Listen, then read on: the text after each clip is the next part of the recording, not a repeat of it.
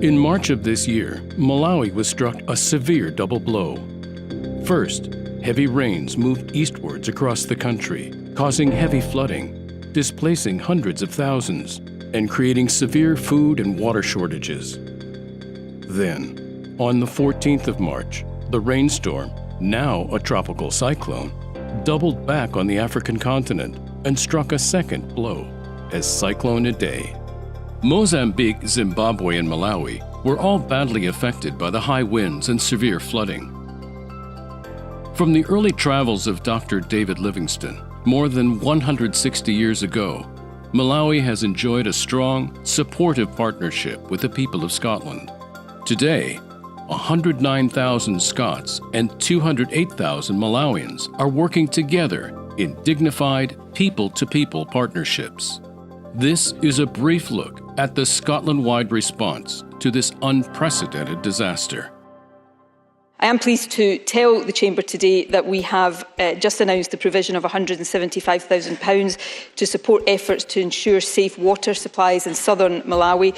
Funding will be provided through the Climate Justice Fund and delivered by our Hydro Nation partners, who are of course already working on the ground in southern Malawi to secure water resources affected by the floods. With several Scotland-based organisations already on the ground in Malawi, the Scottish Government funding made available was able to be quickly and effectively delivered where it was needed most. The Climate Challenge Programme Malawi is a program improving access to food, water, and energy for tens of thousands of people in southern Malawi who face a rapidly changing climate, and was among the first organizations to answer the call for help. Because this time around, the floods came around 10 p.m. when they were asleep, and they were just taken by surprise. And this house is one of the houses that fell down because of the impact of the rains and the rainwater, which made the soil not comfortable to withstand the pressure. Coordinated by the Climate Justice Fund at the University of Strathclyde, funds were distributed among Hydro Nation partners already working in the country. But of course, the devastation was not localized. The crisis is a regional crisis, and so many Scottish NGOs, large and small, have responded to the floods, with specific support for those communities with whom they've had long-standing partnerships. Bangula Camp is a home to thousands of people that fled from the floods that came as a result of Cyclone Idai. There are people here from Mozambique, there are people here from Malawi. And ever since these people camped here, Oxfam has been supporting them to start their life again.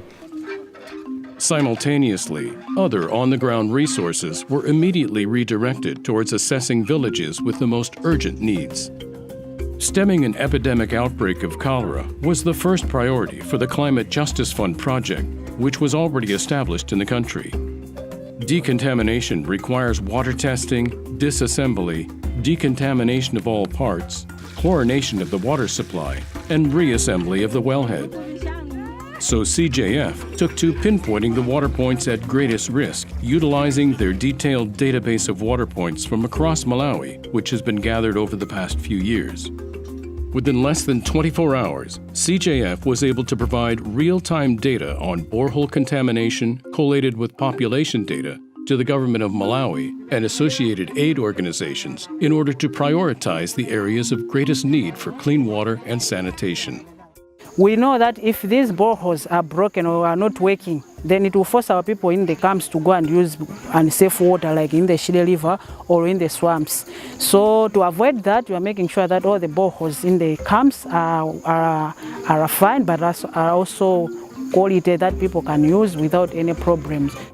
Scotland's response to Cyclone Idai was swift and unified. The Scottish Government, Parliament, and many civil organizations, including NGOs, community groups, faith groups, schools, universities, hospitals, businesses, and individuals, all made their own contributions. The Disasters Emergency Committee, a collaboration of NGOs including Scottish Catholic International Aid Fund, Oxfam, Christian Scotland, and Tear Fund, launched a specific appeal with more than £2.5 million raised from across Scotland in the first 2 weeks.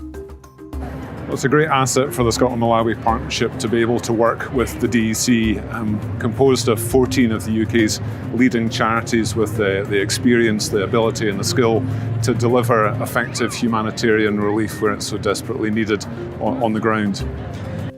The Scotland-Malawi partnership continues to play a key role in coordinating these various entities and providing news and status updates to its 1,200 members.